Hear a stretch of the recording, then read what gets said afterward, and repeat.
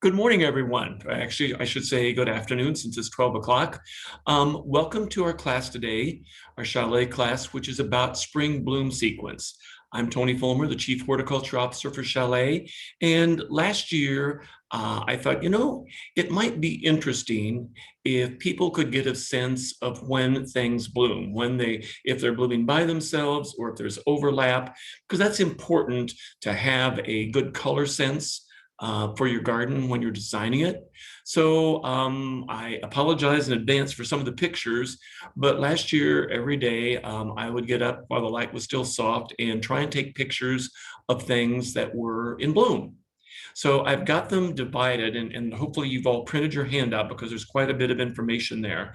And we always like to do these handouts so that you can listen and not have to be writing down everything that I say. So we have it divided by week rather. And so the important thing is that varies a lot from one year to the next. And certainly this year, it's varied quite a bit because we've been up ahead of schedule until it's cooled down now. So the important thing is just to, even though the bloom time may be different or very different than last year, what you're going to find is that the things that are blooming together, whether they're earlier or later, will still be in bloom together. So you can consider that when you are designing your garden. So why don't we get started? We've got about 65 plants to look at. Unfortunately, I didn't share everything. So if there's an Epimedium here, it may represent 10 that I have, or if it's a bulb, I may have 10 different daffodils, but I'm only going to force you to see one. So let's get started. So this was last year's bloom sequence. It was a little bit later. So we're calling this week 1, which was late March. So the very first thing to bloom in the gardens are the witch hazels. And the witch hazels are very cool. You see you have these long strap-like petals that are almost like little spider legs. And so the flowers are all the way out to the tips and very, very attractive. This was one that I just bought last year. I had seen it the year before, and it's unusual. The witch hazels, while the hybridizers have done a lot of cool things, they're primarily yellows. And this one is what I would call kind of a maroon brown. And when the light hits it right, there's purple. And I had to have it. So last year, the first minute they hit the ground, I grabbed one and really, really, really like amethyst. Many of the witch hazels are mildly fragrant, but they are way ahead of the Forsythia when it comes to bloom time. So the other thing I like about them is their shade tolerance. And I think they should be more widely utilized. When people come in and ask for an ornamental tree, they're always looking for a redbud or a serviceberry or a Corneliancherry Dogwood, all of which are great solutions for that.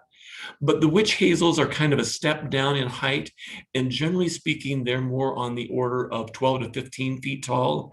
So they make a great understory ornamental flowering plant. And because they bloom so early, Mother Nature really wants to maximize the opportunity for insects to pollinate them. So they can be in bloom for 3 to 4 weeks at a time. So this is amethyst.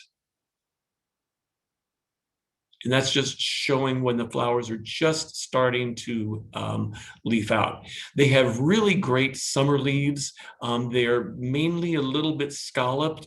They tend to be a nice dark green color, and they're kind of a felty, olivey gray underneath side.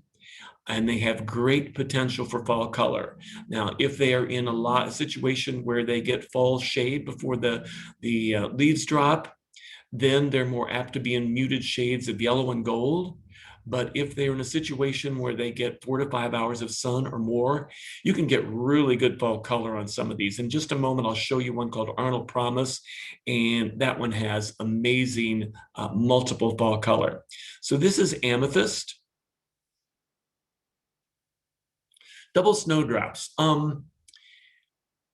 like many people, I think we get caught up in, Americans, everything has to be bigger and flashier and splashier. And so all up until the last few years, I've always been caught up in tulips and daffodils, and I've overlooked a lot of the minor bulbs. And in looking at some of the European garden design magazines, and they have a term called galantophile. So the genus for snowdrops is Galanthus. And so they have people that spend lots and lots of money for these tiny little bulbs, but they're really, really cool. They literally bloom in the snow and they colonize. And so I'm starting to become a little bit of a galanthophile myself. I have about 5 different kinds, but there are hundreds and hundreds of them, and the variations can be very, very slight. I like these doubles. Now, the one thing about the snowdrops is they tend to be short. So even the more vigorous types can be no more than 10 inches tall. And generally the flowers are downward facing, to the point where I know another horticulturist who bought a golf club at a garage sale, and he attached a round mirror. He hot glued a hot mirror to it, and so he doesn't have to bend over to appreciate his snowdrops. He walks around with his golf club with the mirror stuck on the end, and he looks at it and enjoys his snowdrops that way. So this is a double form, and really, really, really nice. The snowdrops will do in considerable shade, but it's very cool when you look out and in the middle of a snowstorm, you'll see the snowdrops blooming. So they multiply nicely, and like many of the early spring bulbs, the minor bulbs, they are deer resistant. The deer absolutely will not touch them. This is a Chionodoxa or Chionodoxa called Glory of the Snow. There tends to be a range of colors. This is a really, really, really nice blue. It's a very diminutive plant that only gets 6 inches tall.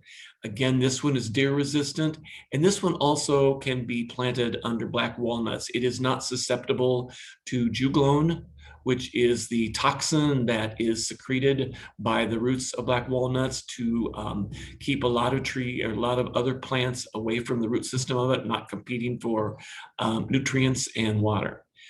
So again, this is obviously a very, very early one. It's a little bit after the snowdrops. So Chionodoxa. Now we're back to another witch hazel, and this might be, well, my favorite. This is Arnold Promise, and this is from the Arnold Arboretum in Massachusetts, and it is a hybrid. And notice that nice vase shape of it. Arnold Promise will get 12 feet tall, 12 feet wide, and it has probably the largest flowers of any witch hazel, and they can be over an inch from end to petal to end to petal. So when they're really, really happy, this one is out in sun, so it's blooming even more profusely. So you get this almost Forsythia-like effect, but that can be in bloom, as I said, for anywhere from 2 to 4 weeks based on how cool the weather is. And then you have a really nice scallop dark green leaf. This is the one that if it gets sun in the fall, when it's fall coloring, mine can be yellow and purple and orange and maroon and red and gold simultaneously.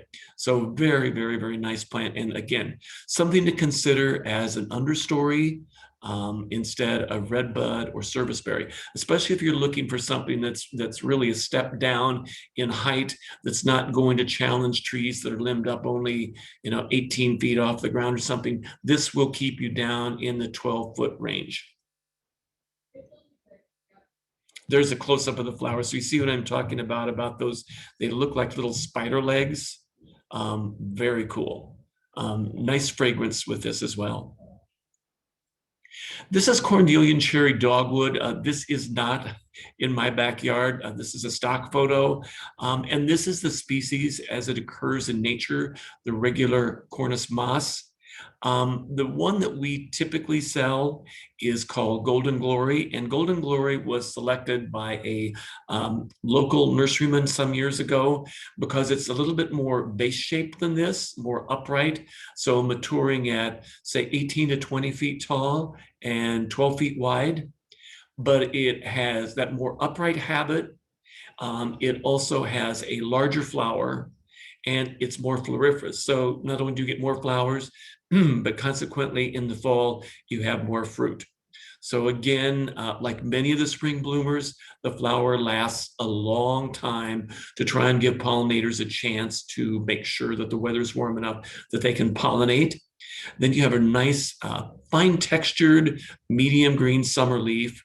When the flowers are pollinated, it's a little green berry that develops over the course of the summer, generally not in clusters, they're little individual berries. And the end of September, or end of August rather, early September, they turn the color of a red delicious apple. And they're really pretty. And I know the question is, will birds eat them? The birds will eat them, but only if they're desperate. They're edible to humans, but it takes a lot of sugar, and you have to really appreciate tart, sour things. So if you don't pile the sugar on, they're really, really tart. So it's kind of an acquired taste, but you can make jellies out of it. Eventually, the birds will come and take them if there's nothing else to eat. And it's also one of the very last things to drop its leaves in the fall. So it's late October, early November in a typical year before this turns kind of a muted maroon purple color and the leaves drop off.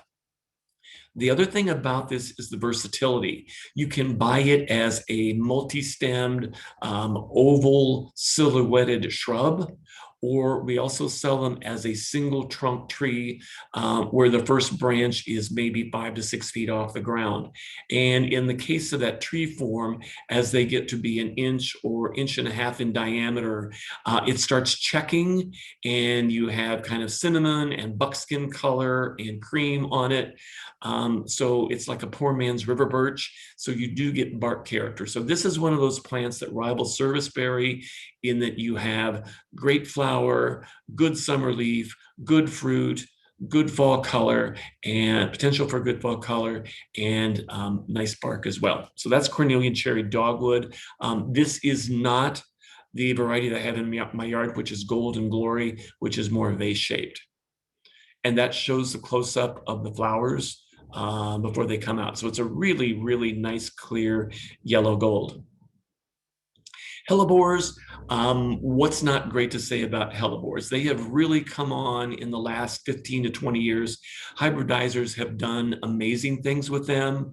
And so they have taken what's in nature, and they have taken downward facing flowers that you had to get on your hands and knees or flat on the ground to look up into. And they have tried to breed for more upright or outward facing flowers. There are now spots, there are stripes, there are doubles, there are semi-doubles. These are plants that, while they'll tolerate moist shade, they'll also tolerate dry shade. So the hellebores are a great understory plant for, or facer plant for other shrubs that maybe have a little bit of leg where they're a little bit stemmy. These are evergreen, and they will stay evergreen based on how much snow cover they have. So the question is, in the spring, how will they look? Generally speaking, they'll be evergreen over the winter, and in the spring, you'll go in, and as the new leaves or new flowers are emerging with the new leaves, you'll just trim off all those old tattered leaves from the year before, and you'll have a totally new crop of fresh foliage with the flowers. Many of them will seed about a little bit. They can be a little bit aggressive. Many of the hybrids are sterile, so they either don't produce a lot of flowers or a lot of seeds, or they don't produce any at all. So this one happens to be Spotted Lady. So it's that real nice yellow chartreuse color with that maroon spotting. And you can see what I was talking about, where these are outward facing. So you literally don't have to get on the ground to enjoy the flowers. This is a favorite of mine. This is what I would call a semi-double or an anemone flowered one. And typically when you get these where they are semi-double or fully double, those modified leaves or flowers in the center, those are reproductive parts. So those flowers are now sterile. So on cherry blossom, I'll get a handful of seedlings every year, but it's pretty much sterile and really, really nice pink with that kind of burgundy pink center. And that's how it looks from the top as it's coming out in the spring. So the flowers come out with the leaves. Every garden should have hellebores because they bloom for at least 4 to 6 weeks. And then the seed heads are ornamental for all summer long. And they become kind of a dried, like fish scale, like almost transparent seed head. So you've got great all season effect with hellebores. This is a newer one that I have. This is called Penny's Pink, and it's a really deep pink. But look at the color of the stems, look at the color of the buds, and look at the color. You've got that pink venation in there.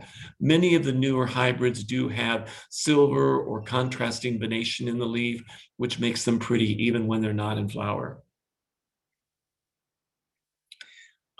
Tete-a-Tete daffodil is one of the very earliest ones. And this one is just, there's no word for it, but sweet. It only gets about 6 to 8 inches tall, and it multiplies like a son of a gun. And from a few little bulbs one year, in 2 or 3 years, you can have clusters like this. And they're long lasting. And they're this really cheerful spring gold, and it's a really nice way to welcome spring. The nice thing about Tete-a-Tete, like all of the daffodils, all of the narcissus, they have toxins in all parts. That includes the bulbs, the leaves, the flowers. So no one touches it. You never have to use a repellent. You never have to worry about deer. You never have to worry about rabbits. They will go all the way through their bloom season untouched by wildlife. It's a close-up. And again, that's about maybe a maximum of 8 to 10 inches tall. Forsythia, if you notice, there will be 3 things here in my class that I have in there that have asterisks in the foreground of the description. And that just means that that is a plant that is not in my garden. I am not a gold person.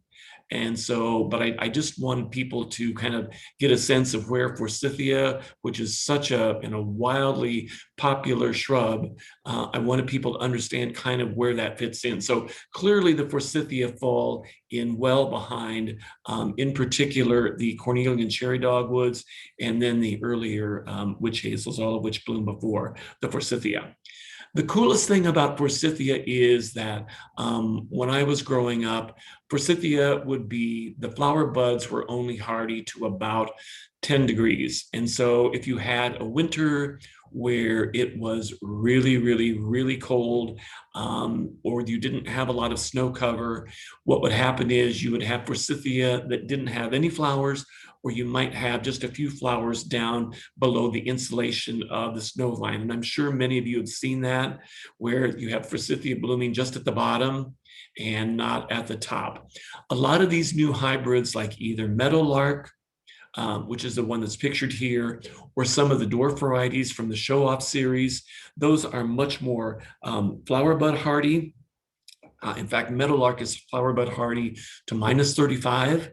So even after winter such as we just had, the meadowlarks, you can see them blooming all around and blooming all the way to the tip. Forsythia is a good screening shrub. Meadowlark gets anywhere from 8 feet or larger with a 5 to 8 foot spread. So you could use that for screening. A nice green summer leaf, no insects, no disease. If you're going to prune it, like all of the things that bloom before July 1st, it's blooming on the growth that it made the year before. So it's really important if you're going to do it, or if your landscaper is going to do it, make sure that they understand that any pruning should be done within about a month of the time that the plants finish bloom. If you go in and do any pruning in July or early August, you're cutting off lots of potential flowers for the following year. So Meadowlark is a tall variety. If you're looking for something more dwarf, more on the order of the 2 to 3 foot size or 3 to 4 foot size, look for some of the varieties in the Proven Winners Show-Up series. Royal Star Magnolia is another plant that is wildly popular because of the early bloom. Royal Star is very boxy and blocky and very dense, and it's more shrub-like than the saucer magnolia that I'll show you in just a minute. Has the potential to grow very slowly, 8 to 10 feet tall and 8 feet wide, and you have these beautiful strap-like, water lily-like flowers very early. You can get regular star magnolia, or you can buy Royal Star. We carry Royal Star because it is an improved variety, an improved cultivar with larger flowers. And the flowers also bloom about 2 weeks later. And that's important because with magnolias, sometimes they can be out in full glory, and then we have a freezing sleet or snowstorm, and the petals are frozen, and you lose the flowers, and you have to wait another year to enjoy them. So the advantage of Royal Star, in addition to the larger flowers, is the fact that it blooms 2 weeks later. So that gives you 2 weeks grace period where you may be able to escape a freeze with them. Green summer leaf, yellowish fall color. They're not noted for their fruit. So if you're doing a magnolia, do it for the really nice, smooth gray elephantine bark and the multi-stemmed architectural interest of it and the spring flowers. Another week. Pachysandra. Pachysandra green carpet is an improved variety. The common name, another common name for Pachysandra is Japanese spurge. And this is a terrific evergreen ground cover that will grow on top of the roots of really competitive trees like Norway maples and beeches. And you have these little tiny white flowers in the spring. Green carpet is the only variety that we sell. It was selected a number of years ago and propagated because it has a glossy dark green leaf, and it tends to be more uniform, so you don't have plants that are 10 inches tall next to plants that are 6 inches tall. So Pachysandra green carpet is good for part shade, full shade. It will grow out in sun once it gets established, but if you have Pachysandra out, especially in an afternoon sun situation or an all-day sun situation, it's going to be a lighter green color. It's going to be more of a olive green or citrus green, whereas if it's in partial shade or full shade, you get that rich, really dark green, leathery foliage with it. Rabbits and deer will not touch Pachysandra. Lemon Glow is just one of the many wonderful large flowered trumpet daffodils. And again, as I mentioned with Tete-a-Tete, they are completely wildlife resistant, whether it's the bulb, squirrels won't touch it, rabbits and deer will not touch it. And the nice thing about daffodils is the clumps just get heavier and fuller and multiply every year. I would try and give them half day of sun. If you can, the clumps will mature and they'll flower better than if you relegate them to a spot where they're going to get shade during their growing season when they need some sun to store up carbohydrates and build up the bulb for great flowering the following year. Another popular ground cover is Vinca minor. It's also called myrtle. This is really nice. This is a versatile ground cover in that this will grow in sun, it will grow in partial shade, it will grow in full shade. Typically, I recommend putting these, if you're doing a new bed, figure about 8 inches apart on centers. So at 8 inches apart on centers, figure out how many square feet you need, multiply that point by 2.25, and that will give you the number of plants that you need. Long bloom season and truly that really nice periwinkle blue flower. And those can be in bloom for 3 weeks to a month. So it's nice to have them in under things like serviceberry or crabapples. They're always in bloom together with the crabapples, so that you have this really nice carpet of periwinkle blue under a flowering crab of whatever color. Very nice. Bowles is you may shop elsewhere and find just Vinca minor. Bowles is an improved variety, and standard native species Vinca has a tendency to vine and run across the ground and be a little flat. Vinca minor Bowles was selected because it has a larger flower and it also tends to clump more. So it tends to sit up a little bit higher and it doesn't run as much. So that's why you want to put them about 8 inches apart. And that way you'll get a really, really nice uniform bed of Vinca. The other thing that I would say is even the first year, once it's been in for a while and gets established, this is not a plant that needs to have the irrigation system going on it. Monday, Wednesday, and Friday all summer long. It is like the Pachysandra, it is very drought tolerant and actually prefers in our heavy clay soils to be drier than wetter. Week 4, last year, this was later April when they were in bloom, the saucer magnolias. And this is, it's pretty hard to top this for effect. These big goblet-like flowers that are pink at the base and creamy ivory at the ends, just spectacular in bloom. Again, no particular seed of interest, a big coarse medium green leaf, turns yellow-brown in the fall. Most often this is grown as a multi-stemmed or multi-trunked tree with multiple stems coming out of the ground as opposed to a tree form. That's just not the way this plant grows. All the magnolias like sun or a half day of sun, you don't want to move them into shade. They're not really an understory plant, and you'll really notice a difference in the flowering if you don't give them a full sun location.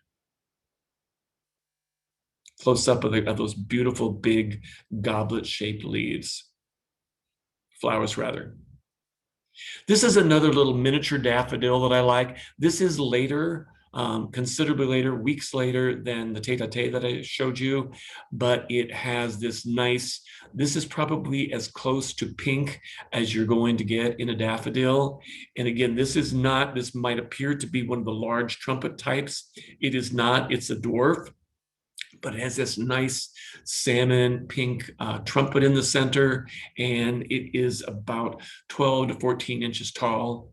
Really, really nice. For those of you that love pink in your daffodils, what I would suggest is finding a spot where maybe they get a little bit of either midday or later afternoon sun. Most of the pink daffodils, if we get to 90 degrees when they're in bloom or upper 80s, and they're out in full sun all day long or hot afternoon sun, that pink will bleach fairly quickly. So some afternoon shade might be suggested just to retain the color on those. Again, like all the daffodils, animal and critter resistant. This is Rhododendron Madison Snow. And this is a ruffled single white variety that blooms very early, gets 3 to 4 feet tall, 3 to 4 feet wide, and pure white flowers. There's nothing pink about the bud. Many white-flowered rhododendrons have a definite pink cast to the bud. This one does not. And as the name suggests, from Madison, Wisconsin, it is hardy even farther north than the Chicagoland area. It is a small leaf rhododendron, which I actually prefer to grow in my garden. They're more tolerant of a wider range of winter conditions, of winter sun and winter wind than the large leaf types, although I will show you a large leaf type in just a moment. Virginia bluebells. This is not something I planted. They blew in from the neighbors and they were in a spot where I really didn't have anything very interesting and it was wet. And now 5 or 6 years later, I have this bed of Virginia bluebells, a native wildflower. So it is what we call a spring ephemeral. So nature has programmed it to come up early in the spring, flower, set seed, and then as the overstory plants that are shading it develop, then it goes completely dormant. So you need to think about pairing Virginia bluebells with something else, unless this is in a far corner of the garden or a throwaway corner of the garden where you don't mind looking at bare soil. Although bare soil in my garden always equals weeds coming up. So I like to overplant them with other things. So hostas would be a good choice of overplanting as well. It's very neat for those of you that have had them before. The buds are pink and you think it's going to open up pink, but when it opens, it actually is this delicate blue flower. And then as it fades, it becomes this really, really, really pale blue. The moister the situation where you're growing them, even in a hot summer, the longer they'll last before they go dormant. But literally a few weeks from now, mine are in full bloom right now. In a month, they will be yellowing up, and pretty soon I will just come in and just pick all of that up and let the hostas take over. Oh, by the way, bumblebees, butterflies, and moths really, really like these for early nectar. This is a newer one of the small leaf rhododendrons, and last year was the first year that we carried it, and I see I spelled it incorrectly there. It's Rhododendron, Planeview Appleblossom, and so this is a PJM type, one of the small flowered ones, but look how, after 1 year, look how profusely that is blooming all over the top and the sides. I often put these out in full sun where they still get winter sun, but they don't get a lot of winter wind. And this one obviously is doing very nicely. It's a very, very, very soft pink. So there's no hint of purple or lilac in this one. And I think this is this variety, for those people that like pink, this is the one to have. This one is flower bud hardy to -25 below, and that's the beauty of all of these small leaf rhododendrons. With few exceptions, they're flower bud hardy to more than -20 below. Just a quick little story. I was visiting some dear friends that have a pretty cool garden, and they have about 600 different varieties of hosta. And they took me out to their garden 2 springs ago and said, "What is this?" And here was this thing that was on its side like this, kind of flowering on its side. And then during the day, it would open, it would stand up a little bit more upright. And it had these narrow leaves like a daffodil. And of course, that really piqued my interest. And I felt very horticulturally ignorant, which I don't like to feel. So I said, "Howie and Teddy, I really don't know, but I will find out." And I went home and Googled, and in about 5 minutes found out that it is this little woodland tulip that does very well in shade. And they had never planted theirs, so we don't know. We assume that the seed didn't blow in, but someone in the neighborhood must have had one, and a squirrel or a chipmunk brought it over and planted in their garden. So of course, something unique like this I had to have. So I ordered the bulbs. And so that was last year, which was the first year for clumps of 5. So Tulipa sylvestris, very interesting, very unique. But like most tulips, the overwhelming majority of tulips, wildlife will come after that. It will come after the buds, and in doing so, especially earlier in the season, they will often take off a lot of the foliage and weaken the plant. This is a standard. This is Autumn Brilliant Serviceberry. And so you have a multi-season interest plant here. It has this quite cloud-like appearance before the crabapples. And these are pollinated, and you have little green berries that are developing as the leaves emerge. And the leaves have kind of a gray cast to them, a gray-green cast as they're coming out. It's a very fine texture. So the service berries give you light shade, so it's very easy when you're planting one to do perennials or bulbs in around the base of it, and then let them grow up together playing nicely. The very coolest thing about this is that then you get in June, and they're also called Juneberry, and you will have these berries that are, they start blue, and then they turn kind of a rose red color, and you can eat them. They are edible. They're great for the kids. They're as high in vitamin C, I've read, as blueberries. So in June, on days when I'm working, when I come home from work, I get a colander and I go out and pick whatever the robins haven't taken off and then run them under cold water and eat them. And they're very sweet and very delicious. But the robins literally hang upside down on the tree. For those of you that are bird lovers, Serviceberry is a great multi-trunked ornamental tree to have. They also have wonderful fall color. If they get some sun, if they get 4 to 5 hours of afternoon sun, you get multiple fall color, although typically Autumn Brilliance was selected specifically for brilliant scarlet orange fall color. Most often, these will not be more than 15 feet tall. They can be a little bit variable, but 12 to 15 feet tall and anywhere from 8 to 15 feet wide. And great architectural interest with that smooth gray bark. And so again, you have great flower, you have a great summer leaf, you have great berries that are edible and they're great for birding, you have wonderful fall color, and then you have that nice architectural interest of multiple stems. And the fact that it will do, because in its native habitat, it's an understory plant, it will do in sun and or just about any degree of shade. Although if you get into 100% shade, even the flowering of a serviceberry will be diminished somewhat. Epimediums, these are called, so I get this correctly, they can be called Baron's wort, Bishop's hat, or fairy wings. This is probably one of the very, very most underutilized perennials that I know of. They are rock hardy, they are clump forming, they have very interesting leaves. Many of the varieties will have coloration, as you see on purple prints.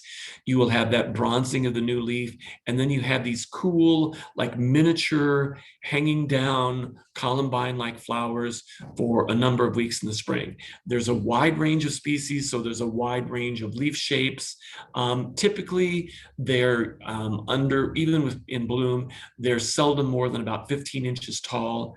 But the thing about them is they will go in part shade, they will go in full shade. And if you're looking for a situation, a perennial that will do on the root system of something as horrific as a Norway maple, where you have those shallow surface roots and it just sucks all the moisture out of the ground, Epimediums and or Vinca would be two alternatives for that very, very, very dry shade. That first year, just water them and make sure they get established, but thereafter, they're perfectly dry soil tolerant, and they're pretty amazing, and they stay in neat little clumps. Some of them are semi-evergreen. I just prefer to get the foliage cut back in the fall so that I'm not doing it in the spring when the new leaves are emerging and you have to, the spring cleanup gets much, much, much more tedious. But this is really, really overlooked. And part of the fact is people come in and if they see them on the bench, if they're not in flower, they just think, oh, that's another green leafy plant. Not so. Really investigate the epimediums. They are really, really, really underutilized. And there's a spot for epimediums in everybody's garden. Now we're going to get into just a few of my small leaf rhododendrons, all of which I have purchased from the store here. And this is the winter coloration from Landmark. And many of these small leaf rhododendrons, especially the darker flowered ones, will take on this coloration. And so if you can see that, it looks almost black maroon. And so in winter snow, it's really a nice landscape feature. And for those of you that are wondering what's the base of that, I was doing spring cleanup and I had just put my 2 cups of sulfur down around that to acidify the soil since the rhododendrons are acid loving. And then I watered it heavily to try and get in soil solution. And then I put the shredded pine mulch over the top of that. So that's Landmark in the winter. And then a few weeks later, here it is in bloom. So you had that really deep, Landmark is called the red PJM. That's really a misnomer. The bud looks red, but it's kind of more raspberry pink. But as you can see, it really, really is a a deep, really nice, interesting color. Most of these get 5 feet tall and 4 to 5 feet wide. They can often be a little bit more base shaped than rounded, but they can also be perfectly rounded. So you have a nice spring flower. You have a great summer leaf. The summer leaves will all be green. And then with the onset of cool weather in the fall, you get that blackening or purpling of the foliage, and they will stay that way over the course of the winter. Really, really good drainage is important for all these rhododendrons. They want a very coarse soil that the water runs right through, and they're acid loving. This is a glow, which was also developed by the hybridizer, the nursery that developed PJM rhododendrons, which is the purple one that most people know. But you can see there are pink options. So this is a glow. And this is Molly Fordham. This is a semi-double or double flowered white. And I really like Molly Fordham. It's a very difficult one to get. I don't know what's happened to that in the trade. Maybe people haven't purchased or asked for enough white, but it's hard to get white small leaf rhododendrons. Close up of the flower of Molly Fordham. Okay, this is a very cool bulb that I stumbled onto this years ago, and this is called Giant Snowflake. It's also, some people know it as Summer Snowflake. It is a leucojum. It is a spring flowering bulb. It looks a little bit, the individual flowers look a little bit like many of the snowdrops, but it has this big strappy leaf, and this clump is probably 20 years old. I am always astounded at the length of the bloom time on this. Tulips can come and go if it's hot in 7 to 10 days. This goes on for at least 2 weeks in my garden at full bloom like this, and that dark green strappy foliage really highlights and presents those white flowers with the little green markings on them quite beautifully. The other nice thing about this is it's deer resistant, but most bulbous plants prefer a well-drained soil, and this is one that just really seems perfectly happy in dense clay. And believe me, in my garden in that area, once you get down 3 or 4 inches, it is really hard-packed clay, and that has not affected the development of these at all. So the leucojum, giant snowflake, or summer snowflake. This is a plant that I have only had for 2 years now. I saw it in the catalog and thought I have to have this.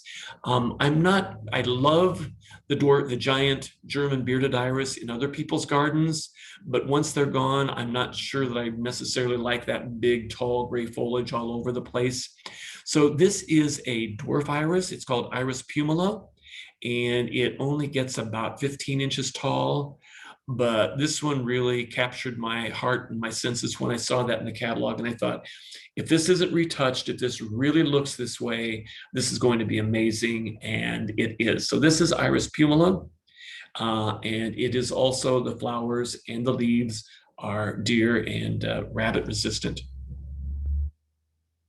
Judd Viburnum, Korean spice bush, 5 feet tall, 5 feet wide, pink buds, open up to a pure white flower, so you have a peppermint stick effect when it's in bloom. And this is the one that smells like heaven.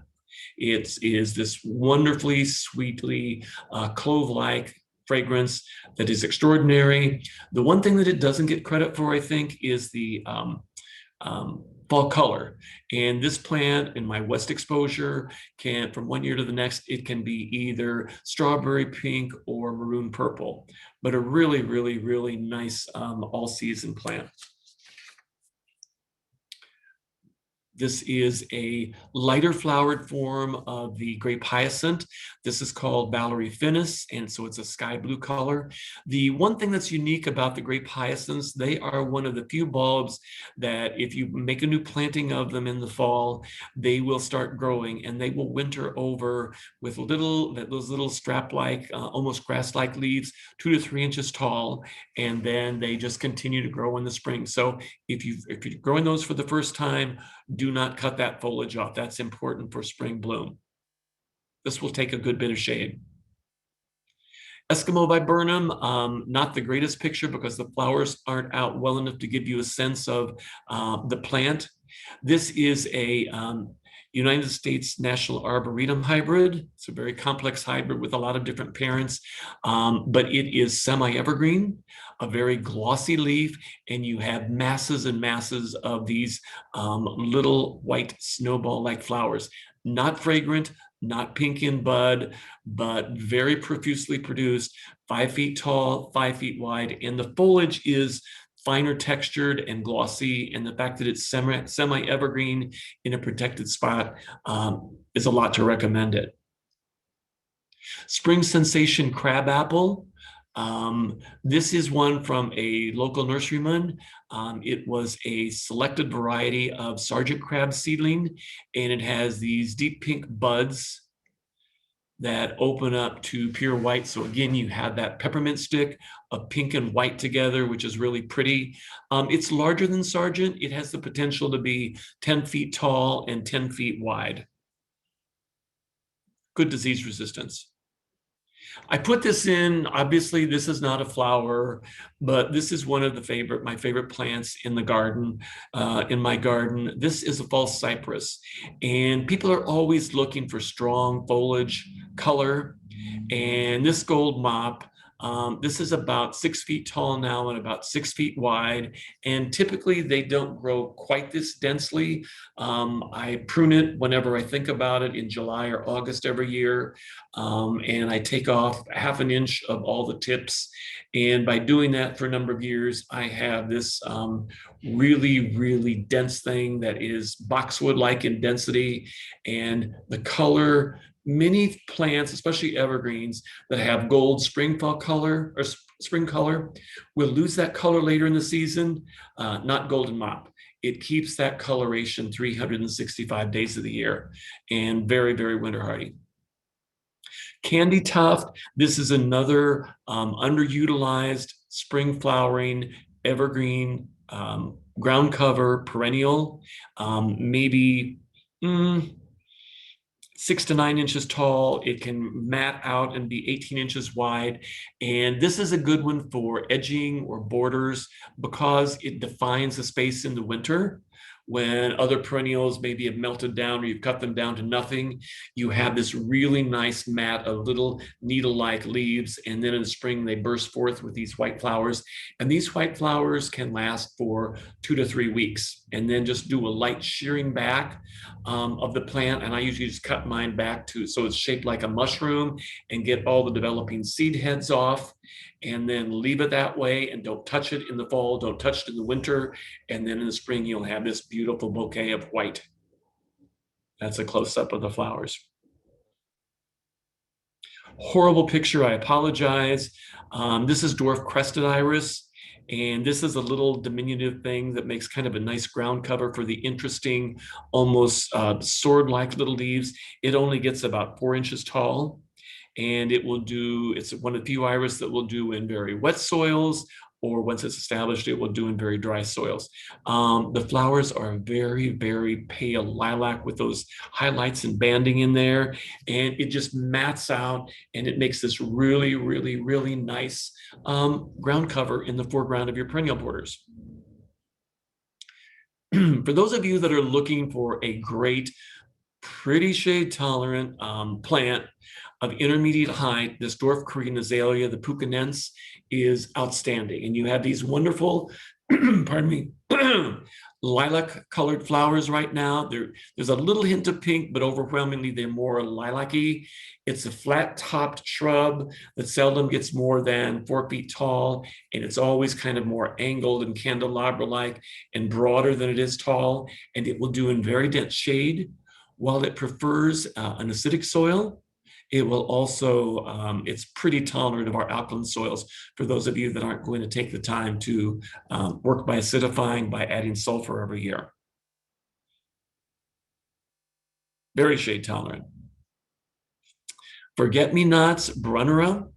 There are lots of different Brunnera, and they have these wonderful heart-shaped leaves, many of which have silver in the interveinal areas so that you get this highlight. So it's like silver with the green of nation on it. Really, really, really nice. And then you get these little airy blue bell-like forget-me-not flowers over the top of the plant right now. Very shade tolerant, really nice. For those of you that are looking for a good shade plant, don't overlook the forget-me-nots. And there are different leaf variants. So the naturally occurring species has heart-shaped green leaves, but there are varieties that are silver and whatever, other shapes. Okay, Tony has to admit, Tony somewhere his record keeping fouled up, and this is a pulmonaria or a lungwort. And please don't ask me the name of the variety because I am clueless. I thought it might have been Majesty, spelled French with a Jeste at the end, or Excalibur, but I'm not sure. But at any rate, the pulmonarias are also great shade plants. And you have, again, a heart-shaped leaf. And you can notice at the bottom here, the bottom left corner, that little tiny blue flower just starting to open. But grow them primarily for that foliage. That's really a wow when you have that in a shaded area. It really draws your eye in. And they're clump forming. They like cool summer sites, so that partial shade in the afternoon is great. Some of you may have had trouble with them with powdery mildew in that first set of leaves. So after they finish blooming, if you've had problems with powdery mildew, don't bother with a fungicide. Just cut them back to the ground, give them supplemental water for the next 2 or 3 weeks if we don't have adequate rain, and they will push out all new growth. And for some reason, that second crop of leaves seems much more resistant to powdery mildew. And after doing that, I've never had the second crop of leaves affected with powdery mildew later in the summer. Toadshade Trillium. This is another one that has just blown in from the neighbors, and it's pretty charming, and I'm glad to always have wildflowers in the garden.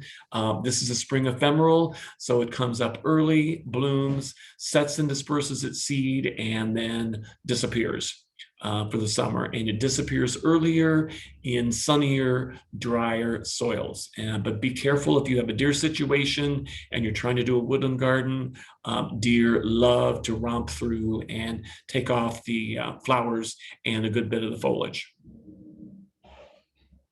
Another small leaf rhododendron, this is Olga, and Olga blooms later.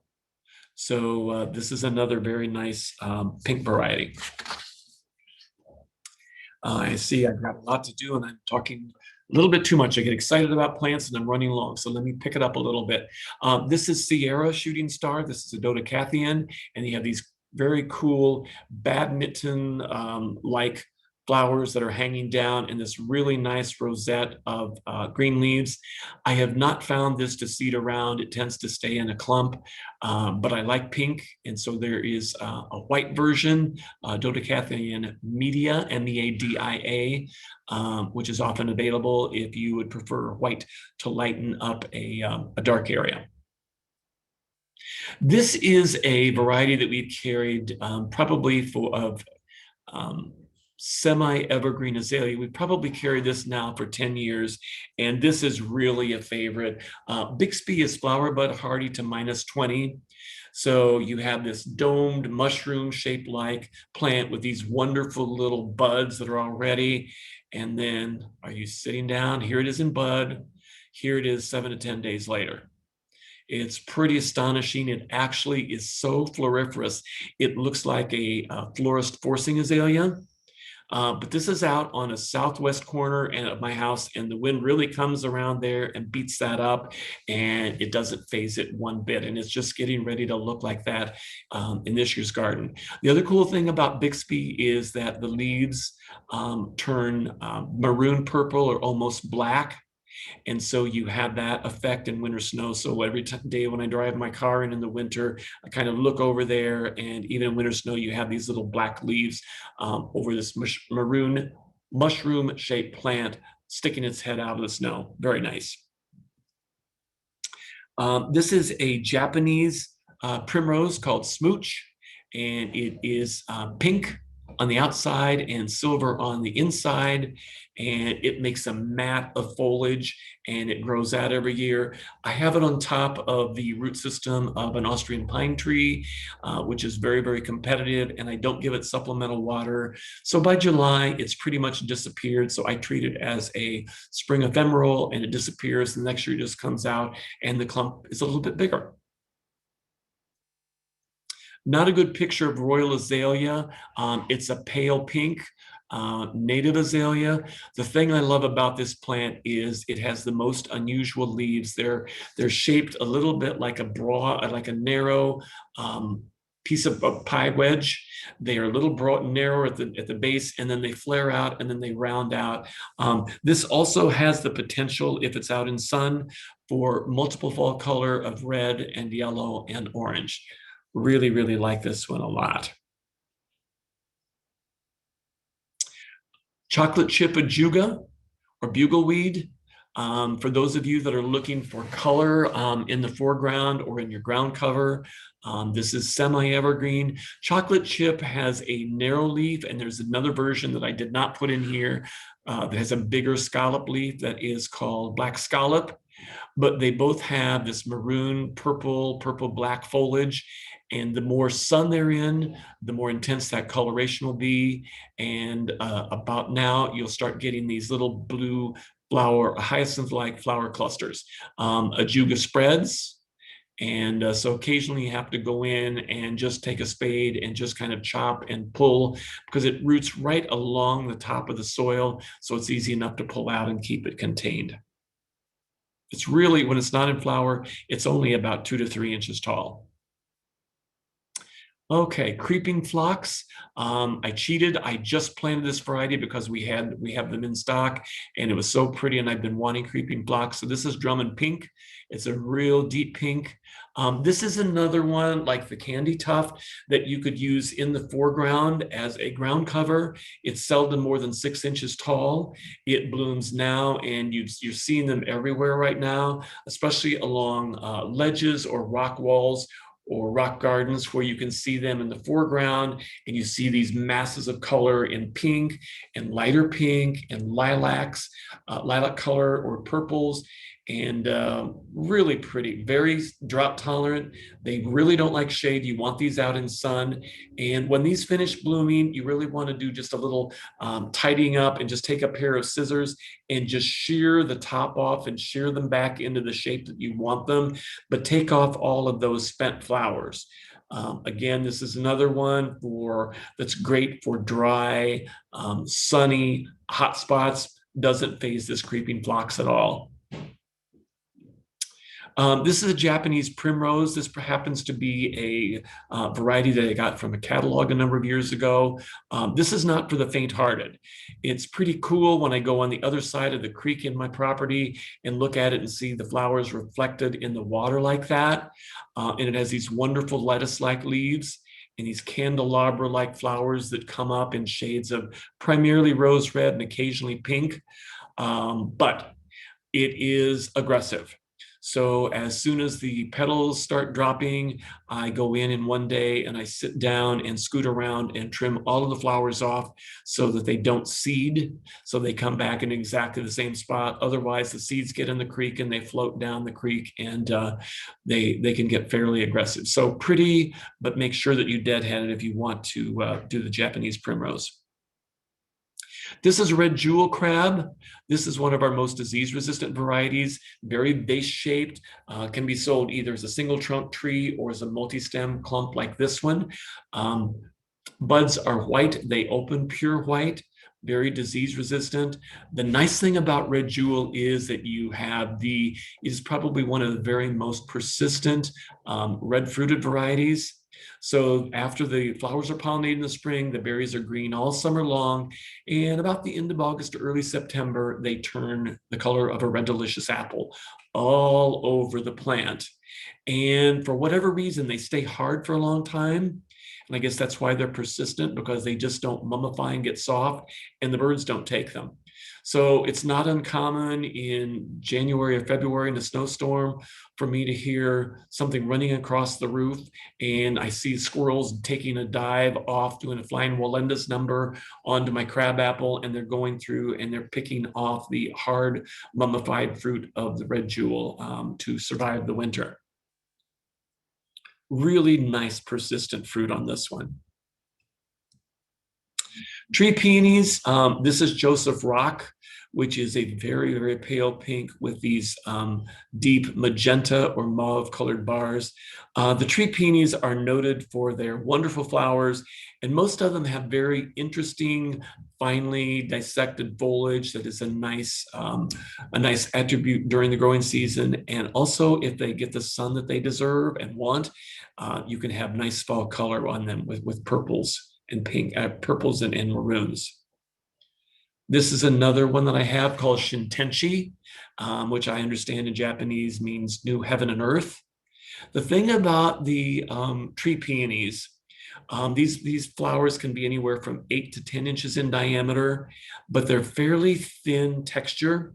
And so if we have 90-degree temperatures when they come out, they don't necessarily last very long. So if you have them opening, probably good to take them as a cut flower and take them in the house where it's cool, and you'll enjoy them longer than you will in the garden. And these are not to be confused with the Ito peonies. The Ito peonies are actually hybrids between true tree peonies and the herbaceous peonies that die all the way back to the ground. And so you may want to come in and investigate the Itos, because they also have really, really, really great foliage, but they tend to flower over a longer period than the tree peonies. So that's one of the reasons that they are perhaps replacing tree peonies in popularity.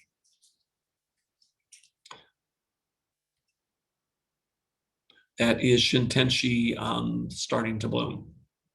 So you can see the foliage is really presents the flowers well. Foam flower. This is another underutilized shade perennial. This literally is in bloom for at least a month, and sometimes in a cooler spring, 6 weeks in my garden with these little white and pink bicolor candelabra-like flowers. And if you can notice, if you kind of key in on the leaves are also pretty because you have on Spring Symphony and many of the other foam flowers or tiarellas, you have this imprint on the venation, on the veins. So you have extra foliage benefit or foliage attraction all growing season long. And these are like coral bells, a relative, a close cousin of theirs. These are also semi-evergreen. In a protected spot, the leaves may fall color and just kind of sit there on the crown of the plant all winter long. Really, really, really underutilized. So, I would consider this to be semi-evergreen. Fothergilla. This is, people are always looking for a flowering shrub for deep shade. Because this is in the witch hazel family, this will tolerate lots and lots of shade. So they have, right now, they have these white honey-scented bottle brush-like flowers that are really nice, that make bees absolutely crazy. My fothergillas in the garden are always at this time of year. The bees are always really working them over. They love the fothergilla.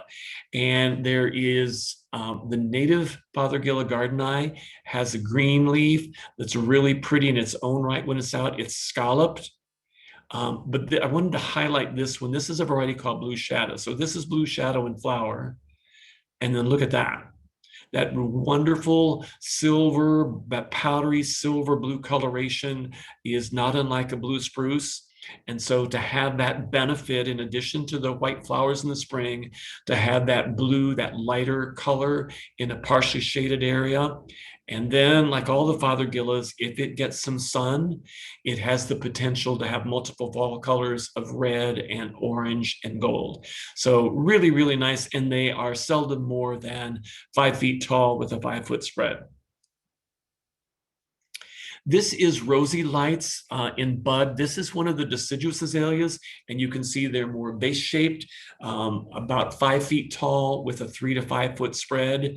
And I think they're pretty just like this when the buds are getting ready to open, when they're just at this stage and they look like they're kind of floating in air.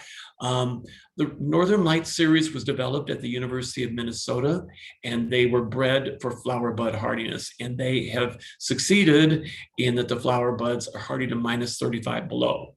So when other things take a powder after a really, really bad winter, you can count on the Rosy Lights or the Northern Lights series, of which we had different color variations out there. So there's tricolor lights and there's northern highlights. And so look for the light series and know that you are going to have plants that will flower reliably every year.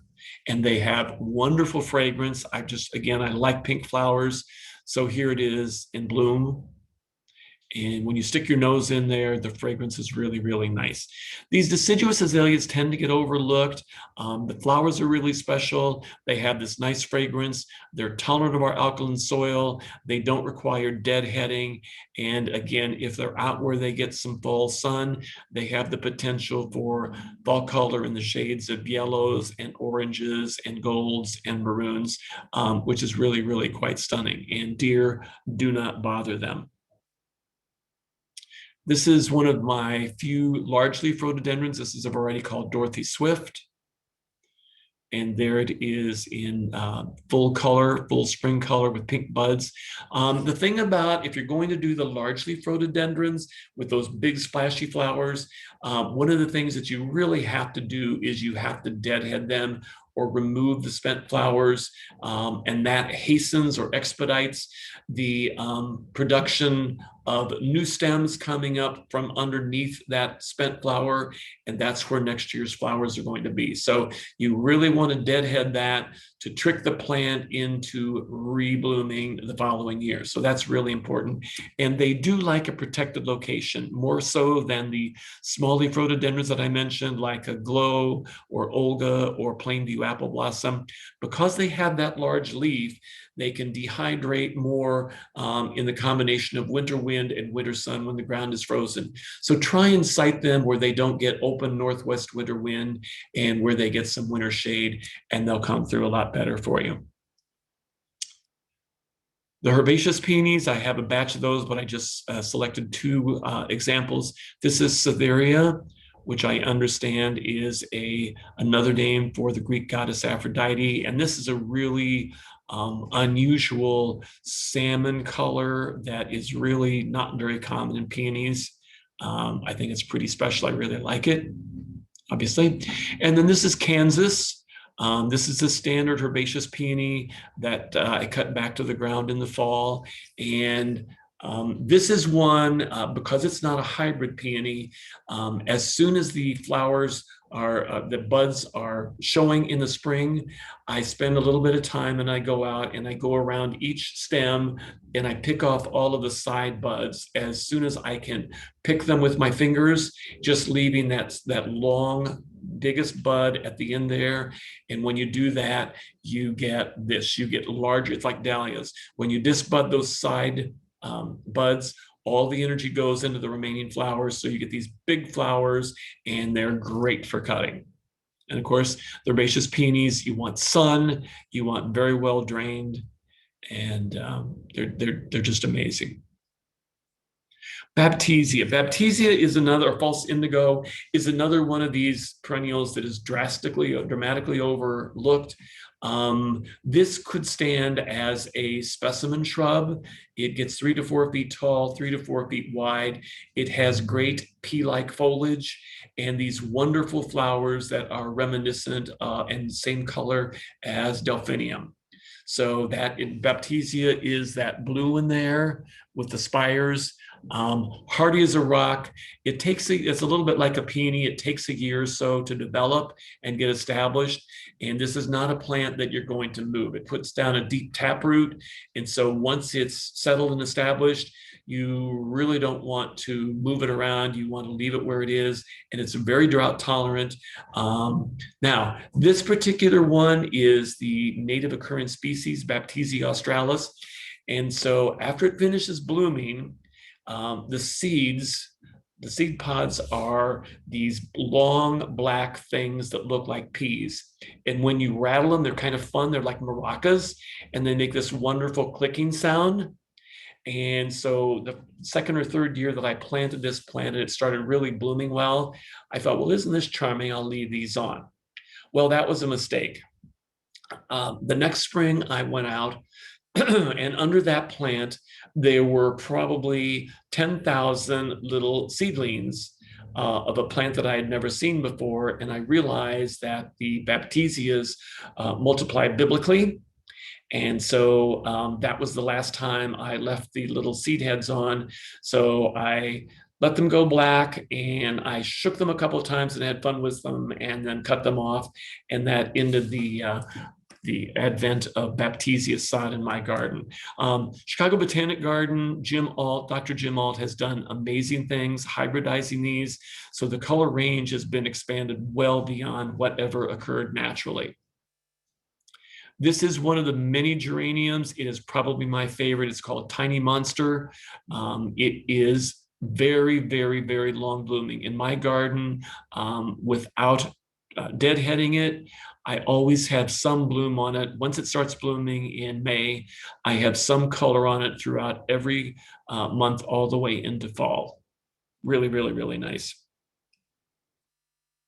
This is a newer plant. I have an area that I call the Delta, which is actually a rain garden that periodically floods.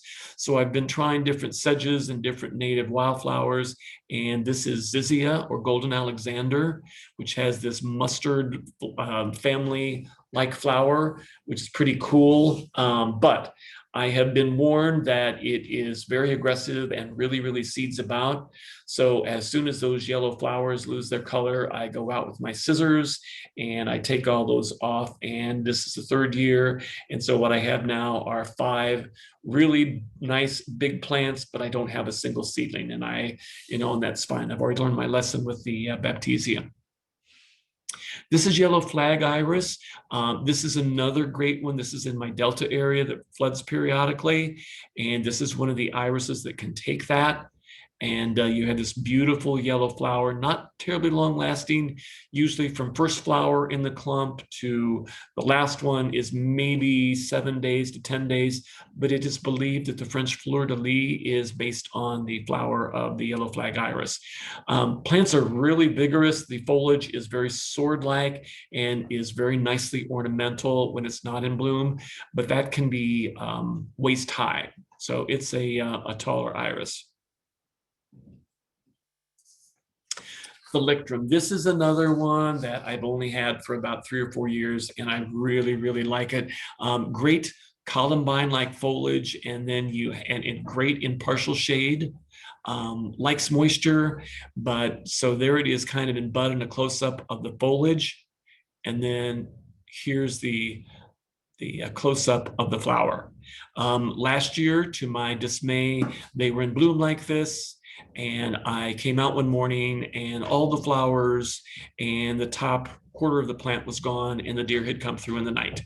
So that will never happen again. And so I have already started spraying them with plant skeed, and I have no doubt that if I continue that every 10 days or so, that I will be back to enjoying the black stockings Thalictrum in my garden again. Really, really like this. Again, you can see this is sitting on top of the root system of an old established Douglas fir, and I give it a supplemental water if we get into really hot, droughty situations, and it just comes through like a champ. But the foliage and the flowers on it, and you can't see it so much in this picture because these plants are in a good bit of shade, but the name black stockings comes from the flowering stems. And if they are out in a good bit of sun, they get really, really, really dark. And so with those pink purple flowers on top and the dark stems, really very, very nice. This is one of Jim Alt's seedlings from his breeding program at Chicago Botanic Garden. It is a sterile hybrid called Purple Smoke. So it sets no seed pods or 1 or 2, and they are not fertile. So the nice thing about these hybrids is that you don't need to do anything. You don't need to deadhead them, and you don't need to worry about having thousands of little seedlings emerging from them. Here is a kind of a some plants you buy just because you like the name. And this is one of those plants. I just love the name, lopsided onion. And then when I bought it, it started blooming, and you kind of see the way it kind of leans in and out with those yellow-green, big puffy heads on them against the silver gray foliage. It's just kind of a fun thing. It seeds about a little bit, but generally speaking, on most of these alliums, once I see them going to into seed production, I cut them off and leave them so that I don't have to deal with all of the little seedlings coming up. Like all the alliums, deer, rabbits, don't touch it, and it's sun-loving and drought-tolerant, very drought-tolerant. And then this is the last one. This is another geranium. This one is called Biocovo, and it is a naturally occurring hybrid. It was the perennial plant of the year in 2015. I think this picture shows well that beautiful foliage, and that's really kind of moundy. The plant is maybe plants are 8 inches tall, and they've just grown together like a ground cover. And I have said in there, and I didn't catch this in proofing, clearly this is not pale pink. Clearly this is a nice deep pink, and it will fade a bit, but you have that presented with that nice green foliage under it. And then this is semi-evergreen. I don't have to cut this back in the fall, and it will turn fall colors of yellow and orange and red and purple and gold. It will stay that way over the winter, and then as soon as the ground warms in the spring, it will be ready to push out all new growth over the top of it. And there's really very little maintenance. I do pull the old seed heads out because I just don't like that spent flowers sitting above that clean green foliage. So winter's over as an evergreen. So thank you for your patience. I'd like to take we have some questions, and I would like to take those right now. So I'll have my assistant help me since I'm technologically a dinosaur. And Carly's helping me pull these up.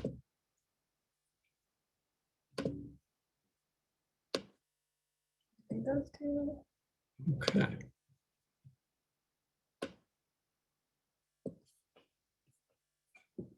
Okay, and then just scroll up to, okay. Is dogwood toxic? Marion, I don't know. You're going to have to call me. I will get back to you on that.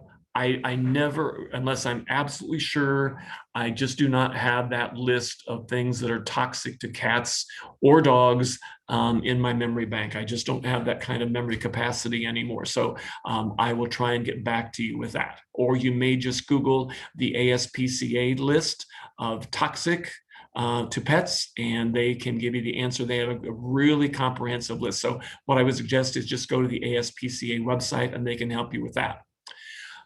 Patty says, I get nervous about how much of a hellebore leaves to prune back and when.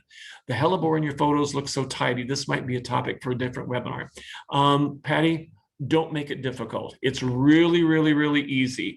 I actually do something on the ones that are kind of at the far perimeters where I don't see them all winter long.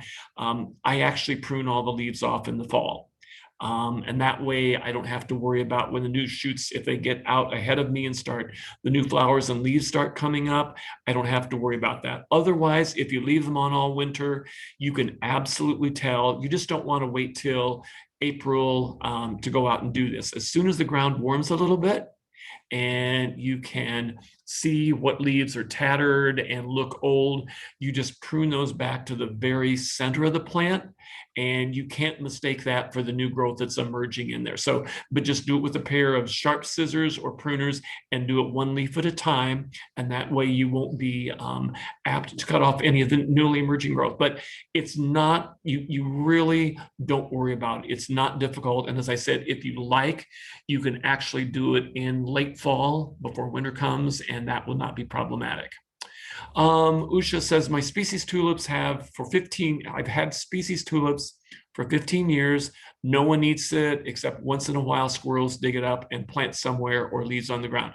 That is very true. A number of the species tulips that are small bulbed, small flowered, for whatever reason, are not bothered by wildlife the way the larger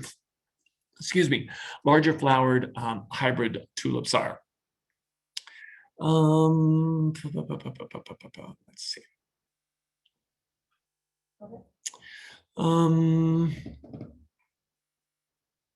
What kind of soil for foam flower plant? Foam flowers or the tiarellas, they want a coarse, well-drained but moisture-retentive soil. And the important thing is that their first cousin is heuchera or heucheras or coral bells. And they do not like a heavy, wet soil. So over the winter, make sure that you don't have leaves blowing up against them and using that for winter mulch, because if they're in a clay soil and they stay wet over the winter, you may not have tiarella, and you certainly won't have coneflowers. You won't have coral bells in the spring. They really need good air circulation around the winter. What kind of light does the geranium Biacovo take? Susan, all of the geraniums drastically, definitely prefer at least a half day of sun. So I would say 5 or more hours. So that can be a half day of sun, a half day of shade, or a full day of sun, but they're going to start getting a little bit leggier and just thinner in the center if you start putting them in less than 4 hours of direct sun. Can a saucer magnolia, Marion asks, can a saucer be grown in a large raised planter, 3 to 4 feet tall as a small bush?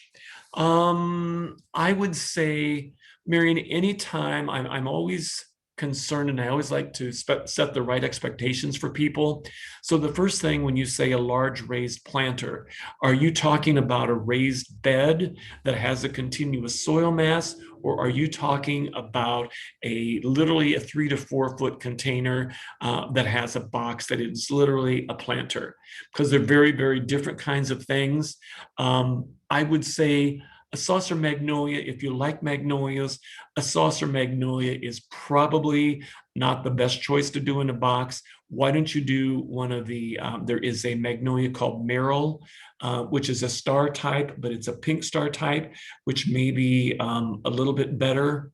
But anytime you put a tree or shrub in a container as opposed to, or a planter, as opposed to a raised bed that has continuous soil mass, you run the risk of it dying over the winter. So that's up to you, but do it with the expectations that, it may or may not be there 5 years from now or 10 years from now, especially if that's literally a planter where you have a box as opposed to a continuous soil mass. David asks, any comments on flowering quince? David, I'm always very, very, very honest, and I can't say that flowering quince is my favorite plant. It's interesting when it's in bloom, but since I don't do Japanese flower arrangements, the rest of the year, I don't think for me, there's not a lot to recommend it. It gets kind of stemmy, and it doesn't have interesting fall color. So that's why you didn't see it in the presentation. It's not in my garden, but for those people that like it, and now the hybridizers have done different things, and so now you have a better range of colors. It's just not my particular cup of tea. Cara, how far down should I cut my old established Forsythia after they bloom?